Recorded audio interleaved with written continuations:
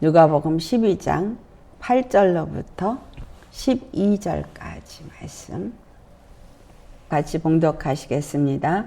내가 또한 너희에게 말하노니 누구든지 사람 앞에서 나를 시인하면 인자도 하나님의 사자들 앞에서 그를 시인할 것이요 사람 앞에서 나를 부인하는 자는 하나님의 사자들 앞에서 부인을 당하리라. 누구든지 말로 인자를 거역하면 사심을 받으려니와 성령을 모독하는 자는 사심을 받지 못하리라. 사람이 너희를 회당에나 위정자나 권세 있는 자 앞에 끌고 가거든 어떻게 무엇으로 대답하며 무엇으로 말할까 염려하지 말라. 마땅히 할 말을 성령이 곧 그때에 너희에게 가르치시리라 하시니라. 아멘. 오늘 말씀 제목은 예수가 그리스도이심을 시인하는 자와 부인하는 자라는 제목으로 말씀을 나누도록 하겠습니다. 예수는 십자가에서 죽으시고 부활하셔서 우리의 왕, 주가 되셨고 또 우리를 구원하시는 구주가 되셨습니다. 우리가 예수님을 입으로 시인하고 예수님을 그리스도라 시인하고 하나님의 아들이라 시인을 하느냐 아니면 부인하느냐 이 말씀을 지금 이 본문이 말해주고 있습니다. 오늘 이 본문 8절 아래에서는 누구든지 사람 앞에서 나를 시인하면 인자도 하나님의 사자들 앞에서 그를 시인할 것이요 또 사람 앞에서 나를 부인하는 자는 하나님의 사자들 앞에서 부인을 당하리라 라고 말했습니다. 근데 이 마태복음 10장에 가면 이제 같은 이야기를 하는데 거기서는 이제 하나님 아버지 앞에서 라고 말해요. 하나님 앞에서 만약에 너희가 신을 하면 하나님 앞에서 나도 아버지도 너를 신하겠지만 부인을 하면 역시 부인을 하게 된다라고 말하죠. 그래서 누구든지 사람 앞에서 나를 시인하면 나도 하늘에 계신 내 아버지 앞에서 그를 시인할 것이요. 이 마태복음 10장 32절에는 그렇게 말하고 있어요. 33절에는 누구든지 사람 앞에서 나를 부인하면 나도 하늘에 계신 내 아버지 앞에서 그를 부인하리라. 이 땅에서 우리가 예수 그리스도를 이제 시인하느냐 부인하느냐 이런 말씀이 나오죠. 로마서 10장 9절에서 10절 말씀에 어떤 말씀이 있습니까? 내가 만일 내 입으로 예수를 주로 시인하며 또 하나님께서 그를 죽은 자 가운데서 살리신 것을 내 마음에 믿으면 구원을 얻으리니 그렇게 말씀하시죠. 그리고 사람이 마음으로 믿어 의에 이르고 입으로 시인하여 구원에 이른다 라고 말합니다. 예수님이 바로 나의 주가 되시는 것을 시인하고 그리고 또한 그가 죽은 자 가운데 살아난 것을 우리 마음에 믿으면 구원을 얻는다. 내 마음에 믿어서 의로워지고 입으로 시인해서 구원에 이른다. 이 시인한다는 것과 시인을 하지 않고 부인을 한다는 차이가 어떤 것이냐. 우리 예수님 믿는 많은 사람들이 예수님 십자가에 죽으신 것과 부활하신 것을 믿습니다. 또 입으로 그렇다고 말을 합니다. 오늘 부인하는 자와 시인하는 자에게 대해서 왜 우리에게 이와 같은 말씀을 주시는가라는 것을 우리가 살펴보아야 합니다. 왜냐하면 성경은 분명하게 우리에게 이 시인하는 것과 부인하는 것에 대해서 말해주고 있기 때문입니다. 먼저 우리 요한일서 2장을 가보시겠습니다. 요한일서 2장 22절과 23절을 보시겠습니다. 찾으셨으면 같이 봉독하도록 하겠습니다. 거짓말하는 자가 누구냐? 예수께서 그리스도이심을 부인하는 자가 아니냐? 아버지와 아들을 부인하는 그가 적그리스도니 아들을 부인하는 자에게는 또한 아버지가 없으되 아들을 시인하는 자에게는 아버지도 있느니라. 여기서 부인하는 것과 시인하는 것을 분명하게 구분을 해서 주고 있습니다. 예수께서 그리스도이심을 부인하는 자는 어떤 자들이라는 거예요? 아버지와 아들을 부인하는 자인 거예요. 아버지와 아들, 그러니까 유일하신 참 하나님과 그가 보내신 자 예수 그리스도를 부인하는 거예요. 이것은 적그리스도라고 말하고 있어요. 적그리스도라는 의미는 그리스도를 반대하는 자다, 이런 의미잖아요. 하나님이 이 땅에 보내신 단 한 분 구원주로서 이 땅에 보내신 분은 예수님이십니다. 그래서 예수님 한 분만이 그리스도라는 거예요. 그러니까 예수님 한 분이 우리의 그리스도인 것을 부인하면 그는 그리스도를 대적하는 자라는 거예요. 그래서 그걸 적그리스도다 이렇게 말하고 있습니다. 예수가 그리스도이심을 부인한다면 그거 역시 그러면 하나님 아버지도 부인하는 거라는 거예요. 예수님이 우리 오늘 본문 말씀을 볼 때 이 본문 말씀은 예수님이 지금 누구 앞에서 이와 같은 일을 한 거예요? 바리새인이가 유대인들 앞에서 이와 같은 얘기를 한 거죠. 그들은 예수님이 그 땅 가운데서 행하신 많은 이적과 표적을 본 사람들이에요. 그걸 봤고 그리고 죽은 자가 살아 일어난 것도 봤습니다. 그래서 죽은 자가 살아나서 할렐루야하고 믿는다고 다 와가지고 하는데, 아니 이게 무슨 일이냐, 왜 이 난리냐, 저가 누구냐, 그러니까 갈릴리 나사렛에서 나온 선지자다 라고 말했잖아요. 호산나 찬송하리로사 다윗의 자손 중에 오시는 왕이라고 아무리 찬양을 불러도 진정 예수가 그리스도이심을 믿느냐는 거죠. 예수가 그리스도를 믿느냐 할 때 예수님이 그리스도인 것을 믿는다면 그 예수님이 어떠한 상황이 되어진다 할 때도 그가 그리스도이심을 믿어야 되는 거죠. 그리스도가 어떤 의미예요? 하나님께서 보내신 단 한 분 구원자라는 의미이기도 하지만 그 유대인들에게는 그 무너진 유다 왕국을 다시 세우실 자라는 의미를 주고 있습니다. 그렇다면 내가 예수님이 나의 그리스도다, 나의 구주다 라고 믿고 예수님이 나의 왕, 나의 주님이시다고 믿는다면 우리는 뭘 믿어야 되는 거예요? 내가 구원받았다는 것을 믿는 것은 다른 말로 나를 다시 세워서 하나님의 나라가 되게 한다는 의미를 말해주고 있는 거예요. 즉 아담 안에서 다 빼앗긴 그 축복을 예수님이 다시 다 회복시키신다라는 걸 믿는 거라는 거예요. 완전한 회복을 믿는 거예요. 하나님의 나라가 되는 것을 믿는 것입니다. 하나님은 처음부터 이 성경을 기록한 이 모든 것에서 발견되는 건 창세 전에 하나님은 작정하신 뜻이 있다는 것을 발견할 수 있죠. 그 뜻은 하나님의 거룩한 나라를 세우는 것이라는 것을 우리는 알 수 있습니다. 그러면 그 뜻을 이루기 위해서 보내신 분이 예수님이신 거예요.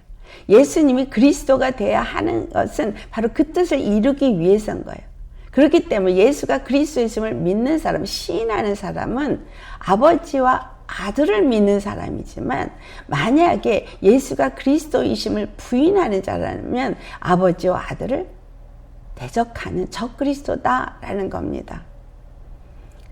내가 예수님을 어떻게 믿느냐? 정말 예수님이 나의 그리스도가 돼서 그분이 나를 회복시키고 그분이 나를 새롭게 하신 분이라고 믿느냐 안 믿느냐, 이게 중요한 거죠. 입으로만 그리스도라고 말해가도 되는 게 아니라 바로 로마서 10장 9절과 10절의 말씀처럼 내가 만일 예수가 그리스도이심을 믿는다면, 예수가 주 되심을 믿는다면, 그리고 그가 죽은 자 가운데 살아나신 것을 내가 마음에 믿는다면 구원을 얻는다는 거예요. 죽은 자 가운데서 살아났다는 얘기는 그분이 부활 생명이시고 나를 또 죽은 자 가운데서 살리신 생명이시라는 걸 믿는다는 얘기예요.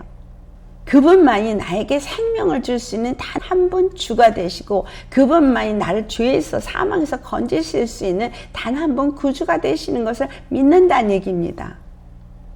그래서 우리가 마음으로 믿는 것이 입으로 시인되어진다는 거예요. 시인된다는 얘기는 예수님은 나의 구주십니다. 예수님은 하나님의 아들이십니다. 나의 그리스도이십니다. 그래서 그분은 하늘에 보좌에 앉으셔서 나의 주가 되시고 나의 임금이 되셨습니다. 이 고백을 한다는 거예요. 입으로만 그냥 고백하는 것이 아니라 마음으로 믿고 입으로 시인하는 거예요. 그래서 시인하는 자는 마음으로 믿은 자인 거예요. 부인하는 자는 적그리스도라고 말하고 있어요. 그래서 부인하면 아버지도 없고 아들도 없는 거예요. 지금 유대인들이 예수님을 부인합니다.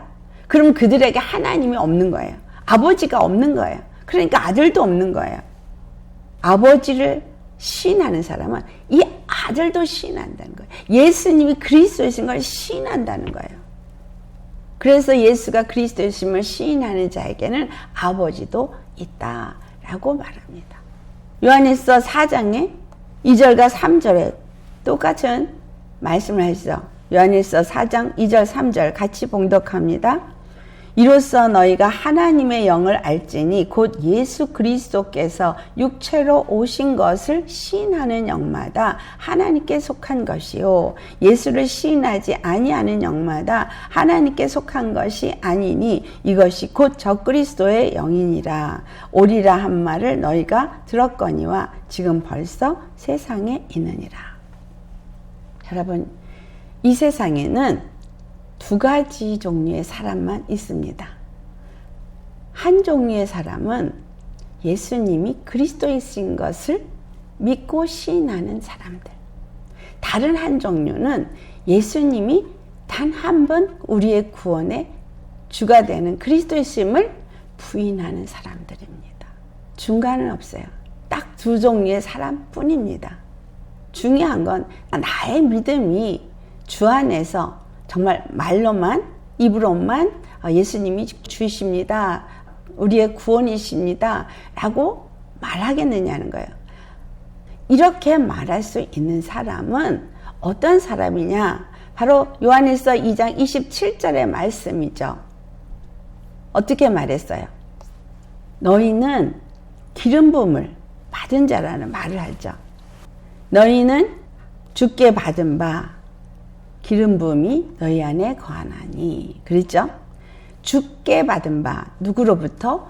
바로 우리의 주 예수 그리스도로부터. 그분이 십자가에서 죽으시고 부활하셔서 하늘에 올라가셔서 성령을 우리에게 보내주시겠다고 약속한 대로 성령을 보내주셨어요. 그래서 주께 받은 바 기름 부음이 너희 안에 거하시면 그 기름 부음이 너희 안에 거하나니. 그리고 말했습니다. 아무도 너희를 가르칠 필요가 없고. 여기서 가르친다는 얘기는 뭘 가르친다는 얘기예요? 예수가 그리스도이심을 가르친다는 거예요. 예수님이 하나님이 보내신 단 한 분 우리의 구주라는 걸 가르친다는 거예요. 누가? 하나님 주께로부터 보내심을 받은 그 성령님 기름 부음이 우리 안에 거함으로 인해서 아무도 그 예수가 그리스도이시라는 것을 다른 사람이 가르쳐줄 필요가 없다는 거예요. 고린도전서 12장 3절에 있는 말씀처럼 성령으로 하지 않고는 아무도 예수를 그리스도라고 할 자가 없다는 것. 주라 시인할 자가 없다라고 말한 것처럼, 그래서 그 기름 부음이 우리 안에 거함으로 인해서 아무도 그가 그리스도이신지 가르침을 받을 필요가 없다는 거예요. 또한 성령은 이 성경이 66권이 성령의 감동을 받은 자들에 의해서 영감을 받은 자들이 기록한 것이기 때문에 성경 66권이 무엇을 말하는지를 성령이 가르쳐 주셔서 알게 된다는 얘기죠. 그렇다면 여러분, 이 기름 부음을 받아서 아무에게도 가르침을 받을 필요가 없이 예수님이 그리스도이신 것을 믿고 시인하는 사람이라면 이분은 성령 받은 사람인 거예요. 예수가 그리스도이심을 시인하는 사람. 이 사람은 또 뭐라 그랬어요? 아무에게도 가르침을 받을 필요가 해놓고 오직 그의 기름 부음이, 오직 그의 기름 부음, 다른 거가 아니라 오직 그의 기름 부음이 모든 것을 너에게 가르치며, 그러니까 우리 안에 계신 성령님이 모든 것을 가르친다는 거예요. 모든 순간에 여러분의 걸음 속에서 여러분이 말해야 될 것과 여러분이 생각해야 될 것과 여러분이 행해야 될 것을 바로 이 기름 부음이 가르친다는 거예요. 그래서 아버지를 시인하고 아들 예수 그리스도를 시인하는 사람은 성령이 그 안에 내재하는 사람이고, 성령이 그 모든 것을 가르쳐 주기 때문에 성령의 인도함을 받는 사람이라는 거죠. 그러니 우리가 예수님을 마음에 믿고 입으로 시인하는 사람이라면 그런 성령의 인도함을 받는 사람이 되어야 한다는 겁니다. 그래서 모든 것을 너에게 가르친다는 거예요. 성경만 가르친다는 게 아니죠. 그래서 그 가르침을 받는 사람은 늘 주님 앞에 기도하면서 묻고 주님의 말씀 속에서 또 깨달음을 얻고 말씀을 받고 성령님의 인도함을 따라서 행하는 자라는 거죠. 그래서 그들은, 그렇게 가르침을 받은 사람은 뭐라 그래요? 그 성령님이 또 참되고 거짓이 없나니, 그렇죠? 참되고 거짓이 없으니 너희를 가르치신 그대로 주 안에서 거하라. 그렇죠? 그 성령님 너에게 가르치신 그대로, 성령님이 우리에게 뭘 가르치든 가르치신 그대로 그것도 주 안에서 거하라. 성령이 우리에게 뭘 가르치는 거예요? 그리스도 예수 안에 거하는 믿음의 삶을 가르친다는 얘기죠. 그렇죠? 그리스도 예수 안에서 거하는 믿음을 가르치는 것을 요한일서 4장에는 어떻게 표현하느냐 하면, 여기서 말씀하는 것이 바로 이 성령이 우리 안에 거하는 사람이라면 말과 혀로만 사랑하지 않고 행함과 진실함으로 한다는 거예요. 성령님이 우리 안에서 가르치기 때문에. 아멘입니까? 그래서 그렇게 성령님 안에서 내가 바르게 행하고자 하는 사람이라면 요한일서 4장 우리 22절로부터 23절까지 같이 봉독합니다. 무엇이든지 구하는 바를 그에게서 받나니 이는 우리가 그의 계명을 지키고 그 앞에서 기뻐하시는 것을 행함이라. 그의 계명은 이것이니 곧 그 아들 예수 그리스도의 이름을 믿고 그가 우리에게 주신 계명대로 서로 사랑할 것이니라. 아멘. 하나님이 이 땅에 오셔서 십자가에 죽으시고 부활하셔서 하늘에 올라 성령님을 우리에게 보내준 이유는 무엇이에요? 하나님은 나를 세우겠어? 이걸 다른 말로 표현하면 그리스도의 몸된 교회를 세우기 위해서다. 그렇다면 이것은 나 한 사람의 구원이 아니라 이 땅 가운데서 하나님의 뜻이 이루어지는 삶을 우리가 살아야 한다는 거죠. 그래서 그 뜻을 이루기 위해서는 베드로전서 2장 9절 말씀에서도 얘기했듯이 우리가 택하신 족속이요, 우리가 하나님 안에서 거룩한 나라요, 그의 소유된 백성이 되어지게 한 이유를 뭐라고 표현하고 있어요? 그의 기이한 빛에 들어가게 하신 일을 전파하게 하려 함이라. 결국은 전파해서 온전히 하나님의 뜻이 이 땅 가운데 이루어져야 하는 거예요. 이 땅 가운데 하나님만이 우리의 주요, 우리의 구주이신 것을 온 세상의 모든 백성들이, 거기에 적그리스도들까지 다 입으로 시인하는 날이 와야 하는 겁니다. 예수가 그리스도임을 믿지 않냐고 부인하고 대적하는 사람을 적그리스도라 그런다 그랬어요. 그러면 그 당시에 예수님을 부인하고 예수님을 대적하고 예수님을 십자가에 죽인 자들이 누구예요? 적그리스도예요. 계시록에 분명히 그 얘기를 그 7교회 중에서 얘기할 때 유대인이라고 말하지만 사단의 회당이다 라고 말하잖아요. 껍데기는 유대인이지만 그 속엔 그리스도를 알아보지 못하는, 하나님도 없고 아들도 없는 적그리스도라는 거죠.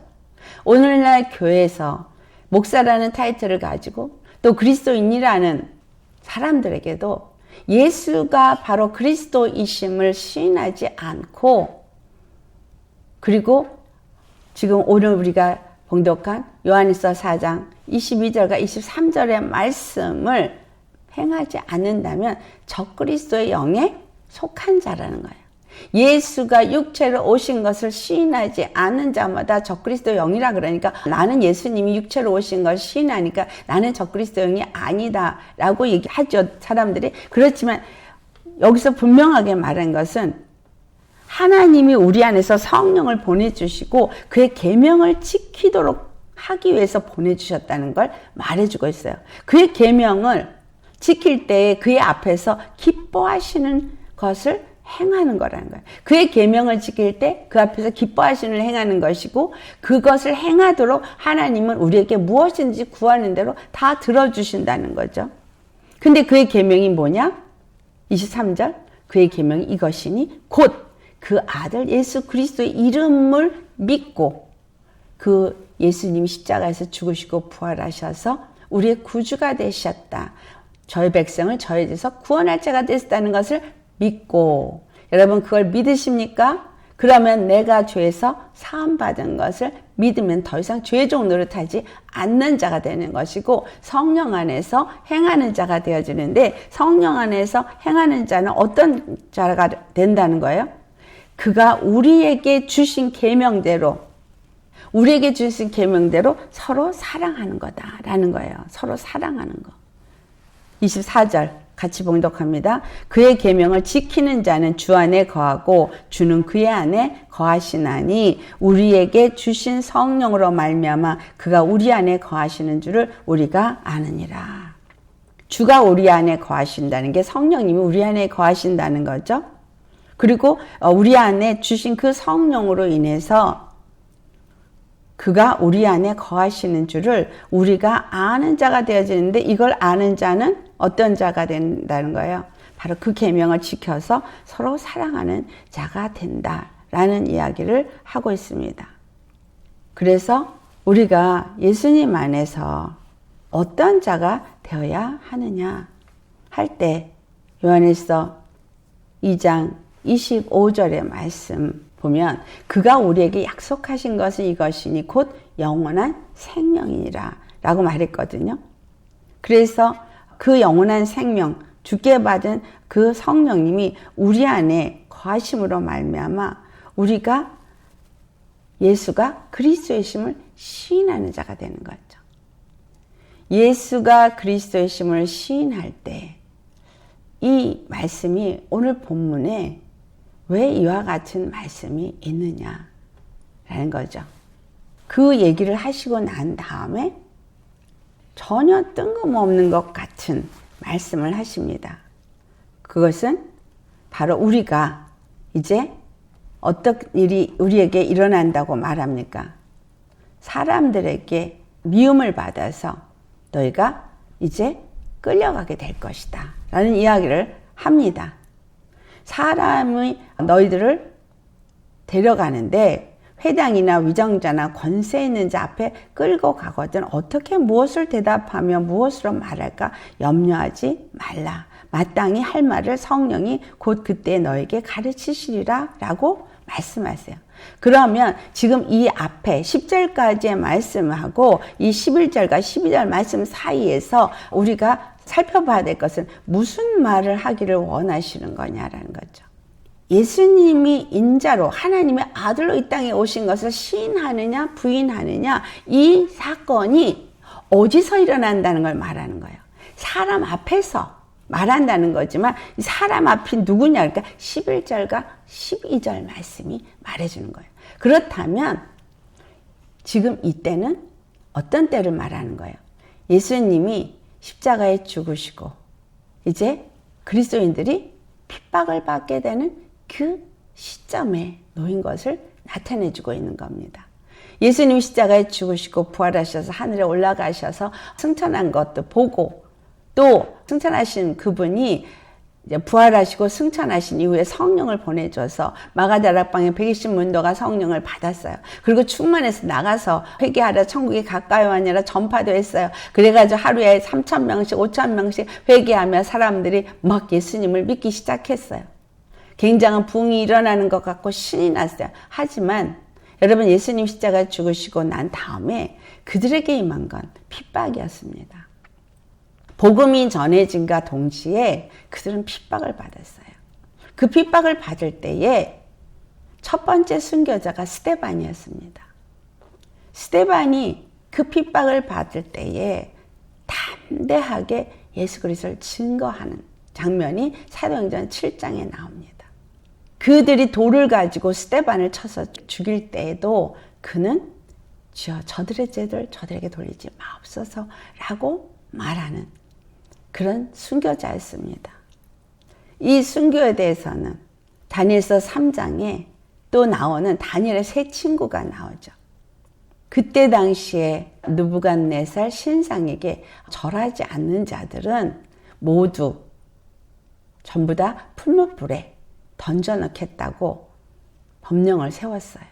그런데도 불구하고 그 세 명은 절하지 아니함으로 인해서 결국은 유대인을 고소한 자들에 의해서 느부갓네살 왕 앞에 끌려갑니다. 그 왕 앞에 끌려간 그들이 어떻게 고백을 합니까? 우리 잘 아시는 그리 아니하실지라도 라는 말 잘 아시죠? 한번 볼까요? 다니엘서 3장 16절과 17절 말씀 같이 보겠습니다. 18절까지 봉독하겠습니다.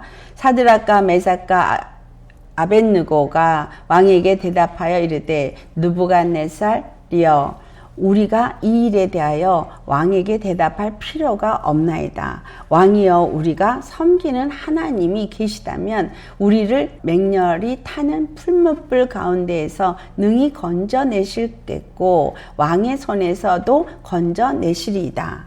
그렇게 하지 아니하실지라도 왕이여 우리가 왕의 신들을 섬기지 아니하고 왕이 세우신 금신상에게 절하지도 아니할 줄을 아옵소서.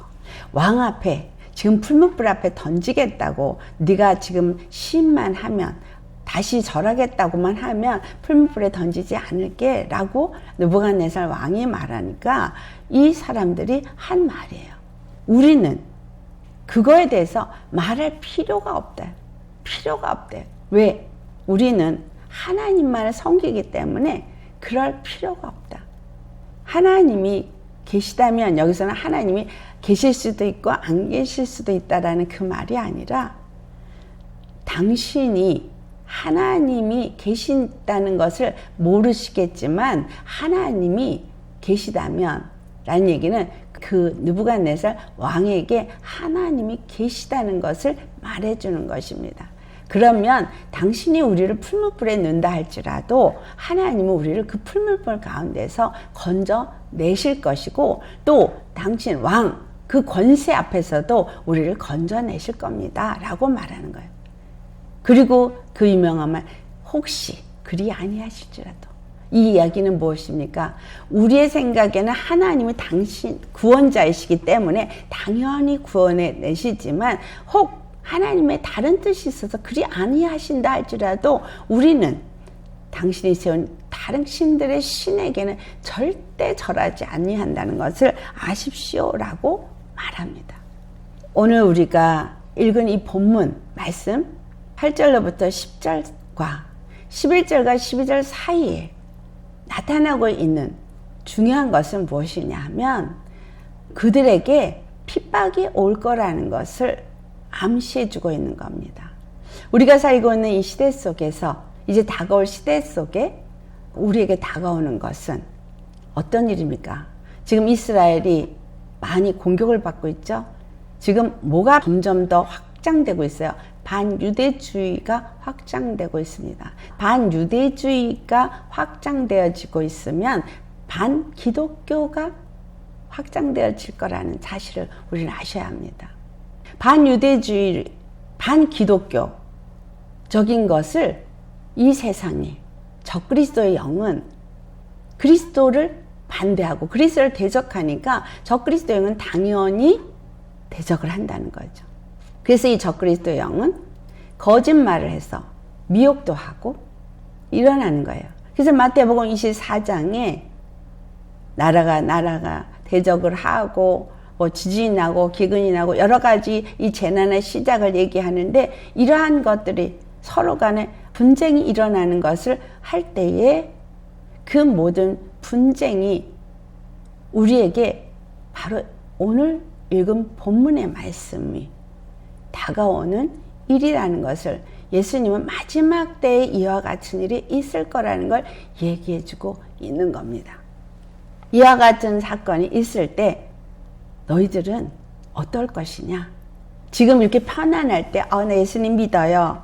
네, 예수님은 바로 나의 구세주십니다 라고 믿는 그걸 얘기를 하는 것이 아니라 정말 이렇게 어떤 위정자나 권세자들 앞에 내려가서 너희들이 그 권세 앞에서 지금 느부갓네살 왕 앞에 놓여진 다니엘의 세 친구들과 같이 그와 같이 있을 때에 나를 신하겠느냐 아니면 나를 부인하겠느냐라는 거예요. 근데 여기서 무슨 말씀을 하세요?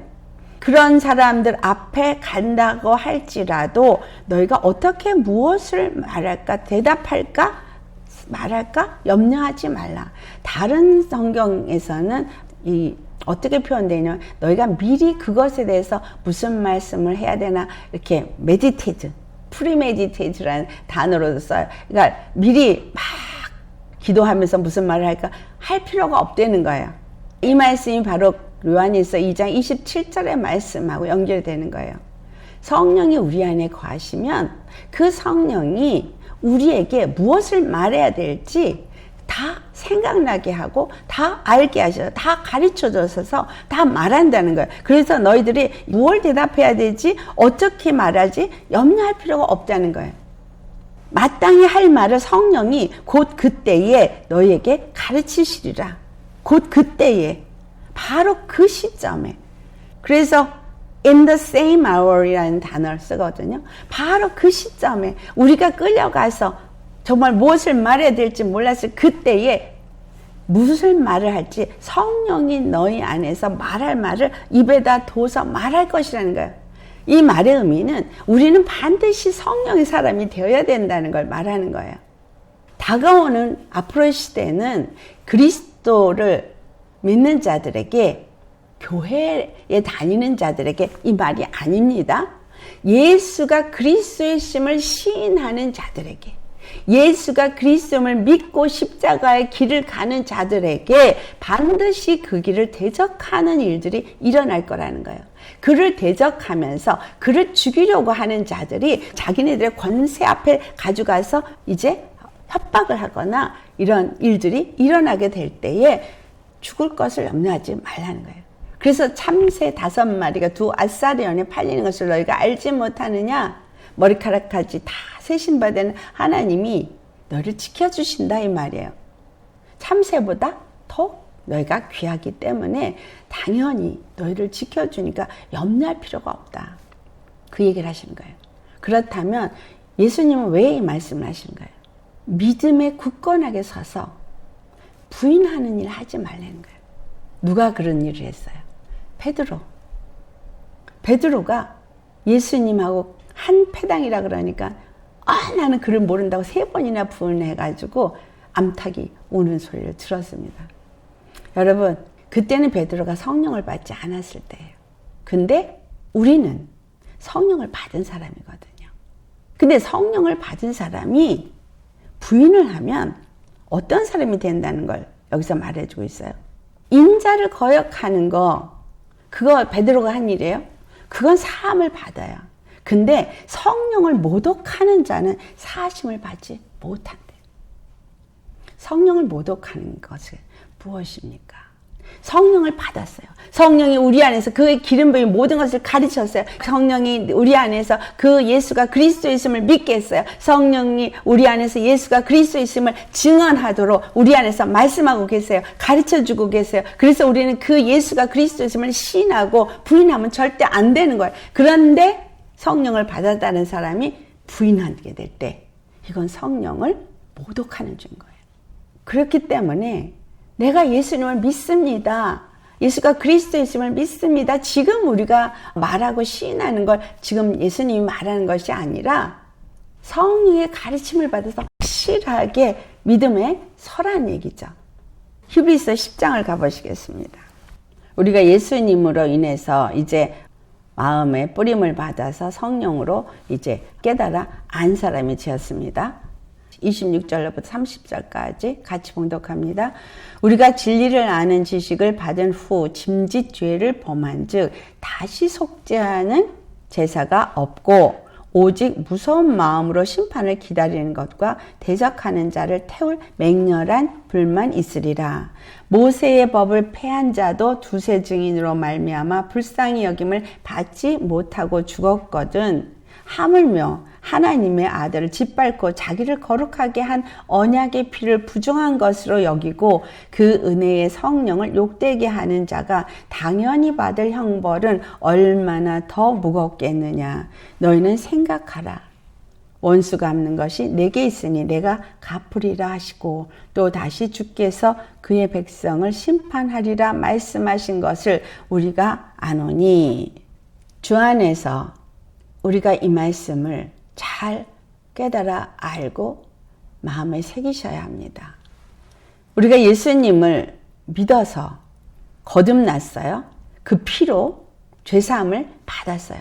그래서 죄사함을 받았기 때문에 예수님을 우리가 구주라고 말합니다. 그래서 그 피로 거룩함을 받고 그 피로 죄사함을 받은 자가 예수가 그리스도를 시인하지 않고 부인할 때에는 그 피를 더럽힌 자가 되는 건 거예요. 내가 속으로는 예수님이 내 죄를 사주고 믿습니다 해놓고 정말 이렇게 어떤 핍박의 자리에 갔을 때에 예수가 그리스도이심을 부인하라 그럴 때 부인한다면 어떤 억압에 또는 협박에 못 이겨서라도 부인한다면 내 마음에서는 믿는다고 말을 할지라도 그 부인하는 그 부인은 바로 오늘 이 말씀이 우리에게 책망의 말씀이 되는 거예요. 말씀이 심판한다 그랬죠. 그래서 진리를 아는 자가 그 진리를 알고 그 지식을 받은 후에 짐짓 죄를 범하거나 또 다시 속죄하는 그 일을 기다릴 수가 없다는 거예요. 짐짓 일부러 죄를 짓고 성령을 거스르는 자가 되어지는 것. 나를 거룩하게 하고 나를 죄사해 주시고 나를 하나님의 거룩한 백성으로 삼아줬는데 그것을 무시해버리고 죄를 짓는 자가 되어지는 것은 하나님이 그 죄를 위해서 속죄할 다른 어떤 것이 없고 오직 심판밖에 없다. 그걸 어떻게 표현해요? 대적하는 자를 태울 맹렬한 불로 표현하고 있어요. 적그리스도의 영에 의해서 그를 시인하지 않고 부인한다는 얘기죠. 하나님의 아들이 십자가에서 죽으신 건데 그걸 부인하면 하나님의 아들을 짓밟은 자가 되고 자기를 거룩하게 한 언약의 피를 부정한 것으로 만든 자가 되기 때문에 은혜의 성령을 욕되게 한 것이 되어져서 형벌을 받는다는 거예요. 당연히 형벌을 받지 않겠느냐. 얼마나 그 형벌이 무겁겠느냐. 너희는 생각해라. 분명히 이 얘기를 하시고 나서 그 다음에 30절에 원수 갚는 것이 내게 있으니 내가 갚으리라. 이 말씀을 하시는 건 부인하는 자가 되지 말라는 얘기예요. 너희에게 어떤 악을 행하고 너희를 대적하고 혹 너희를 죽이는 일이 있다 할지라도 그 원수는 반드시 내가 갚는다는 거예요. 여러분 우리가 부활 생명을 믿습니까? 죽어도 살겠고 무릇 살아서 예수 그리스도를 믿는 자는 살아도 영원히 산다라는 거. 그래서 주님이 내가 갚아준다는 거. 그리고 그 다음에 살아계신 하나님의 손에 빠져들어가는 것이 무섭다고 하면서 그 다음에 중요한 것을 말합니다. 32절로부터 전날에 너희가 빛을 받은 후에 고난의 큰 싸움을 견뎌낸 것을 생각하라. 혹은 비방과 환난으로서 사람에게 구경거리가 되고 혹은 이런 형편에 있는 자들과 사귀는 자가 되었으니 너희가 갇힌 자를 동정하고 너희 소유를 빼앗기는 것도 기쁘게 당한 것은 더 낫고 영원한 소유가 있는 줄을 알미라. 그러므로 너희 담대함을 버리지 말라. 이것이 큰 상을 얻게 하느라. 환난 속에서 담대하라는 거예요. 그렇기 때문에 36절부터 같이 봉독합니다. 너희에게 인내가 필요함은 너희가 하나님의 뜻을 행한 후에 약속하신 것을 받기 위함이라. 잠시 잠깐 후면 오실 이가 오시리니 지체하지 아니하시리라. 나의 의는 믿음으로 말미암아 살리라. 또한 뒤로 물러가면 내 마음이 그를 기뻐하지 아니하리라 하셨느니라. 우리는 뒤로 물러가 멸망할 자가 아니요 오직 영혼을 구원함에 이르는 믿음을 가진 자니라. 주 안에서 여러분, 다가오는 시간은 내가 사람들 앞에서 예수가 그리스도이심을 시인할 자인가 아니면 부인할 자인가를 결정해야 되는 그러한 삶으로 나아가게 됩니다. 우리가 매일매일 주의 말씀으로 경고하게 되어지는 것은 예수님이 십자가에서 죽으시고 부활하셔서 나의 주, 나의 구주가 되신 것을 시인하는 사람. 그래서 이 마음판에 예수 그리스도의 십자가가 새겨져서 달려가면서도 늘 그 십자가의 은혜와 사랑을 계속해서 마음에 새기면서 사는 사람. 어떠한 핍박이 오고 환난이 오고 어떠한 상황이 되어질지라도 그것에 전혀 개의치 아니하고 오직 예수가 그리스도이심을 시인하는 사람. 그가 하나님께 속한 사람인 거예요. 근데 요한일서 4장 우리가 읽었듯이 그와 같이 예수님을 시인하는 사람은 그의 계명을 받은 사람으로서 형제를 사랑한다는 거예요. 형제를 사랑한다는 의미는 그러니까 함께 지어져 간다는 의미를, 함께 연합한다는 의미를 말해주고 있고, 하나님의 뜻이 무엇인지를 알기 때문에 사랑해서 함께 지어져 가기 위해서 내가 거룩함으로 옷 입고 함께 거룩함으로 옷 입는 것을 의미합니다. 계시록 19장 8절에 그 옳은 행실로 표현되어진 것, 어린 양의 신부가 신랑을 위해서 준비된 옷 입은 것을 옳은 행실로 번역이 되지만 의의 옷을 입은 것으로 원어는 말하고 있습니다. 의의 옷을 우리가 어떻게 입어요? 예수 그리스도께서 십자가에 죽으시고 부활하면서 공의가 무엇인지를 우리에게 나타내 주셨어요. 그래서 그 의를 우리의 마음판에 새긴 사람들은 그 의를 따라 행하는 자인 거예요. 그래서 이 의를 따라 행하는 자는 항상 공의의 심판 앞에서 그 공의를 마음에 품고 의를 행하는 자인 거죠. 그래서 의를 행하면서 사는 사람은 의의 옷을 입는 사람인 거예요. 신랑 예수 그리스도를 만날 때까지, 예수님을 믿는 그 순간부터 그분을 만날 때까지 의를 행하면서 의의 길에 나아가는 사람은 그의 계명을 가지고 형제를 사랑하면서 성령의 음성을 듣고 성령의 인도함을 받는 훈련을 통해서 자라나는 사람인 것을 말해주고 있습니다. 그래서 성령이 그의 기름 부음이 너희 안에 거하시면 아무도 가르침을 받을 필요가 없고 오직 그의 기름 부음이 너에게 모든 것을 가르쳐 주신다는 거예요. 그 기름 부음은 참되고 거짓이 없기 때문에 우리는 반드시 그 기름 부음이 우리에게 가르치는 대로 주 안에서 거하는 자, 그 말씀 안에서 거하고 성령의 가르침 안에서 거하고 그 의를 행하는 자가 되어야 한다는 말을 하는 겁니다. 마음으로 내가 믿어요. 입으로 예수님이 십자가에 죽은 거 내가 시인합니다.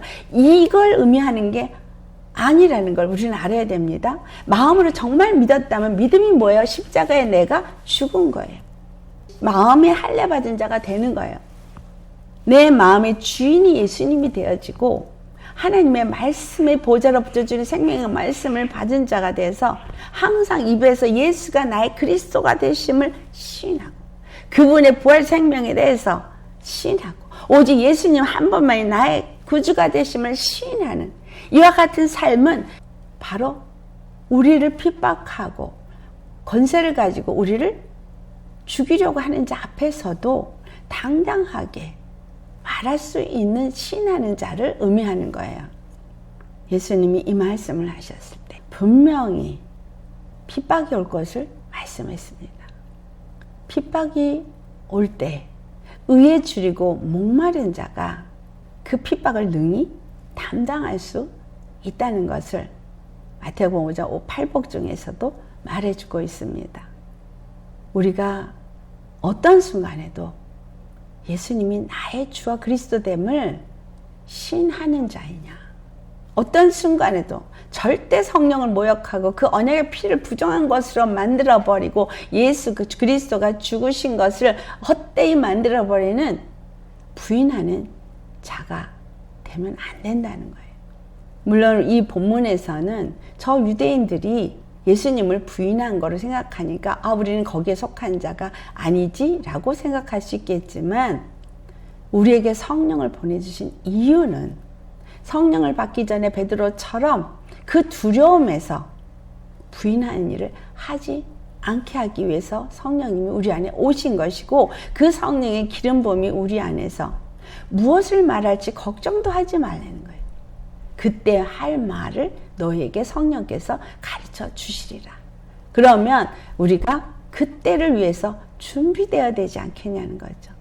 성령이 내 안에서 충만하도록 늘 주의 말씀에 순종하는 삶, 성령이 어디로 인도하든지 인도함을 받는 그 삶을 살면서 늘 연습되어진 사람이 세상에 속한 자가 아니라 성령의 이끌림을 받는 하늘에 속한 자가 성령의 감동을 따라서 그 순간에 무엇을 말해야 될지 다 말하게 하시고 두려움이 없게 하신다는 거잖아요. 그래서 사랑이 두려움을 내어 쫓는다라고 말하는 거예요. 예수님의 그 사랑을 아는 사람은, 그 십자가의 사랑을 아는 사람은 그 어떤 순간에도 두려움이 없다는 거죠. 하나님의 사랑과 그 구원을 안 다니엘의 그 세 친구는 당당하게 말할 필요가 없습니다. 나는 당신의 그 신들에게는 절대 절하지 않는다는 것을 아시옵소서. 이렇게 당당할 수 있는 거예요. 하나님의 사랑을 알지 못하면, 십자가의 그 사랑과 은혜가 얼마나 큰지를 알지 못하면 그와 같이 당당하게 예수님이 그리스도이심을 시인하지 않는다는 거예요. 나의 주가 되시고 나의 그리스도가 되신 것을 시인하지 않는다는 거예요. 다른 것에 절하게 된다는 거예요. 오늘날 목사님들이 왜 다른 종교에 가서, 절에 가서 왜 거기 가서 절을 하냐고요. 도대체 왜? 하나님을 사랑하고 예수 그리스도가 그리스도이심을 정말 믿는다면 절대 절에 가서 절하지 않죠. 하나님의 말씀만 선포되는 단상에 왜 다른 종교를 갖다가 지도자들을 세워서 기도하게 하는 일을 합니까? 이게 오늘날 배도된 교회의 모습입니다. 배도한, 변질된 목사의 모습입니다. 여러분, 성도는 어떻습니까? 목사가 그렇게 되면 성도들은 어떨까요? 정말 내가 목숨을 걸고 예수님은 나의 주와 그리스도이심을 시인할 수 있으시겠습니까? 지금 우리가 살고 있는 이 시대는, 여러분, 우리 중에도 순교자가 나올 수 있고 안 나올 수도 있겠지만 우리 자녀 세대는 거의 순교자가 된다고 보아야 되는 시대입니다.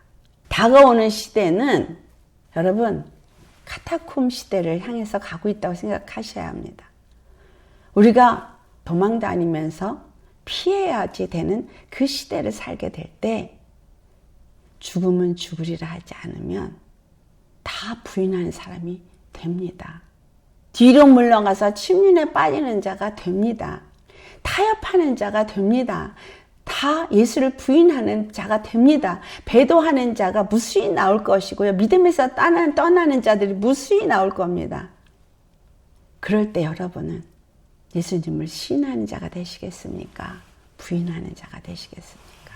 그래서 우리에게 지금 모든 순간에, 매 순간에 내 마음가짐이 어떠한가지를 보게 하시고, 내가 항상 그 안에서 정말 예수님이 나의 주인으로서 좌정하셨는가를 돌아보게 하시고, 그리고 주님의 영으로 인도함을 받는 연습을 지금 하게 하시는 겁니다. 그래서 물으시고 열심히 성령님이 인도하시는 대로 살려고 십자가 앞에 늘 나가는 우리가 되셔야 되고요. 말이든 행함이든 다 성령의 인도하심을 따라서 말하고 행하는 사람이 되셔야 합니다. 목사만이 아니고 정말 끝까지 살아남아서 인내로 영원 구원을 얻고자 하는 사람이라면 반드시 어떤 순간에도 예수님을 부인하지 않는 내가 되기 위해서 지금부터 준비하셔야 합니다. 순교의 때가 다가왔음을 자녀들에게 가르쳐야 되고, 우리도 어떤 순간에도 정말 목에 칼이 들어와도 예수님은 나의 주와 나의 구주십니다라고 고백할 수 있는, 오직 십자가 외에는 구원이 없습니다라고 당당하게 말할 수 있는, 예수님을 시인하는 것을 부끄러워하지 않는 자가 되셔야 합니다. 그래야 예수님도 아버지 앞에서, 천사들 앞에서 나를 시인하실 거예요. 내가 만약에 부인한다면 아버지 앞에서, 천사들 앞에서 나를 부인할 거거든요. 아무리 유명하고 세상에서 많은 업적을 남겼다 할지라도 끝이 부끄럽다면 그는 구원받지 못한 것입니다. 우리는 정말 어떤 순간에도 당당하게 내가 예수 그리스도를 믿는 사람인 것을 말할 수 있어야 되는데, 특별히 예수님만이 주와 그리스도가 되신다는 것을 당당하게 말할 수 있는 사람이 되어야 하는 거예요. 아, 교회 다녀요. 그런 거 말고요. 주 안에서 교회 다니는 사람도 핍박을 받겠지만 타협을 다 하게 될 거기 때문에 모양만 그리스도인이고 모양만 교회로 남아있을 거예요. 하지만 진정한 그리스도 십자가의 길을 가는 사람은 절대 드러날 수 없는 시대를 가고 있습니다. 이 십자가의 길 가시겠습니까? 어떤 순간이 와도 성령님이 내 안에서 할 말을 주실 것이고, 나는 목에 칼이 들어와도 절대 예수 그리스도를 부인하지 않는 자가 되겠다고 결단하실 수 있겠습니까? 이것을 부인하는 그 순간에 적그리스도가 되는 겁니다. 그리고 또 예수님을 시인하는 사람은 바로 그 계명을 지키기 위해서 의의 길을 가는 사람이기 때문에 형제를 사랑합니다. 형제를 사랑할 때 바로 하나님을 본 사람이 없을 때 우리가 서로 사랑하면 우리 안에서 그 사랑이 온전히 이루어진다고 한 것처럼 하나님이 우리 안에 거하시고 하나님이 우리와 함께 하시는 것을 나타내는 것이라고 분명하게 말하고 있습니다. 성령님이 내 안에 계시면 내가 예수가 나의 주와 그리스도됨을 당연히 시인하고, 또한 형제간에 서로 사랑하고 하나님이 내 안에 거하신 증거가 사랑으로 나타난다는 것을 말해주고 있습니다. 그래서 말로만 예수님 나의 주님이십니다가 아니라 참으로 예수님이 나의 주 되신 것과 죽은 자 가운데서 부활하신 것을 우리가 하나님 아버지께서 그를 죽은 자 가운데서 살리신 것을 마음에 믿어야 하는 거예요. 그래야 구원을 얻고, 그리고 우리 마음에 믿은 것뿐만 아니라 이제 마음에 믿었을 때 우리가 의롭게 되었으면 우리가 의를 행하는 자가 되어지고 입으로 시인하면서 그 의의 열매를 맺는 자가 되어져야 한다라는 것입니다. 이 시대 속에서 우리 정말 결단하시고 다가오는 시대에 어떤 순간이 와도 나는 예수님을 부인하지 않는 사람이 되기를 결단하고 또 결심하면서 오직 예수님만 시인하는 믿음의 사람으로 사시길 예수님을 축원합니다. 아멘. 두 종류의 사람밖에 없다 그랬어요. 그 시인하는 자와 부인하는 자. 근데 그 시인의 결과가 어떤 것이냐. 그걸 보고 진짜 시인이고 진짜 믿는 자인지를 우리가 분별할 수 있으셔야 하겠습니다. 주 안에서 여러분 어떤 순간에도 예수님을 시인할 수 있는 성령의 사람, 성령의 기름 부음으로 가르침을 받는 사람, 그래서 정말 예수님이 십자가에 죽으시고 부활하신 것을 헛되게 하지 않고 그 언약의 피를 부정한 것으로 만들지 않고, 그래서 주님이 우리를 인정하는 그러한 저와 여러분 되시기를 예수님을 축원합니다. 아멘. 우리 말씀 생각하면서 기도하시겠습니다.